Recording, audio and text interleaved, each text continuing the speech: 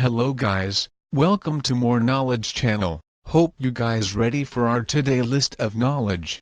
Top 10 terrifying weapons of mass destruction. Number 10. VX gas. VX gas is a particularly nasty nerve gas that the United Kingdom cooked up in the 1950s, specifically for chemical warfare. Despite its name, the substance is not a gas as much as an oily, odorless, and tasteless amber liquid that needs to be sprayed on the targets, but don't take that to mean it is and dangerous. Essentially a super powerful pesticide, the VX gas can be sprayed all over the place as a fine mist that will enter the body through the usual orifices or by just straight up going through the skin, and its effects are worse than those of sarin gas. Number 9. Salted bomb. Salted bomb, a very special nuke that achieved by adding a little bit of gold, cobalt, or a heavy metal called tantalum in the mix. The technology for the salted bomb has been around since the Cold War, but for obvious reasons, no one has ever tested one atmospherically, and no country publicly admits to having even built one. However, reports from 2018 indicate that China has been testing technology that technically does and count as a salted bomb, but seems awfully close like the tech that could be applied to building one. Number 8. Blue Peacock nuclear landmines. Another product of the British war machine, the Blue Peacock system was so absurd that it seems like something right out of a video game.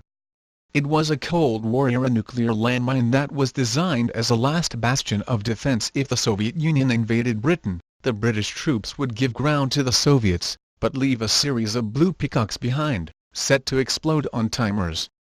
The idea was to bury the 10-kiloton atomic devices underground in strategic locations, wait until the Soviets had established their field headquarters, supply chains and the like right overhead, and then boom. Number 7. Novichok agents. Novichok agents are a series of terrifyingly effective chemical weapons that are specifically designed to be both destructive and difficult to detect, and even though the bulk of them were developed in the 1970s and the 1980s, the Western world only learned of their existence in the 1990s, when a defector named Dr. Vilmar Zionov revealed them to the world and later wrote a book detailing their chemical formula, because apparently some people will do anything for a publishing deal. Number 6. Dirty bombs. A dirty bomb is basically a conventional explosive that has radioactive material strapped to it, which sounds exactly as low-tech as it is but can theoretically provide all the long-term awfulness of a proper nuke.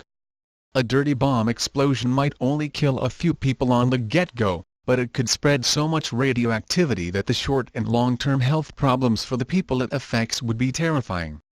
Evacuation, relocation, demolition of the contaminated buildings and subsequent cleanup could easily cost billions of dollars, and the damage to the infrastructure could be catastrophic. Number 5. Cyclosarin. It a hypertoxic organic phosphate most famous for its military use in the Iran-Iraq War of the 1980s, when Iraq allegedly produced it in mass quantities.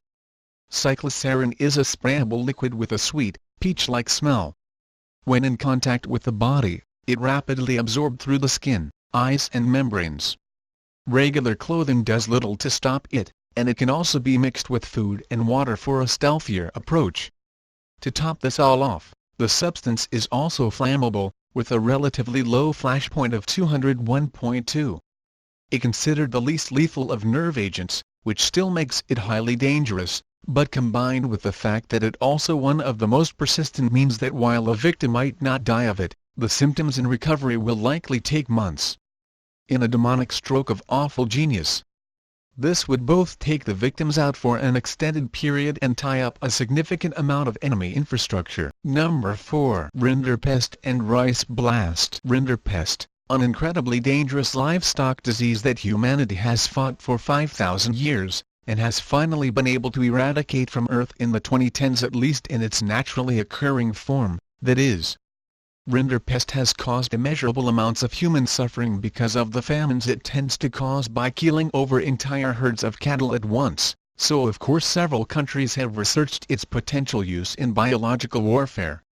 Some people believe that the disease has been weaponized at least once, when rinderpest suddenly spread in Ethiopia during the 19th century. Number 3. The M28 Davy Crockett nuclear rifle. There are many ways to describe it, but really just one that makes it justice: it a nuclear warhead affixed to a grenade launcher. Sadly, it didn't take its video game design all the way through and make it handheld.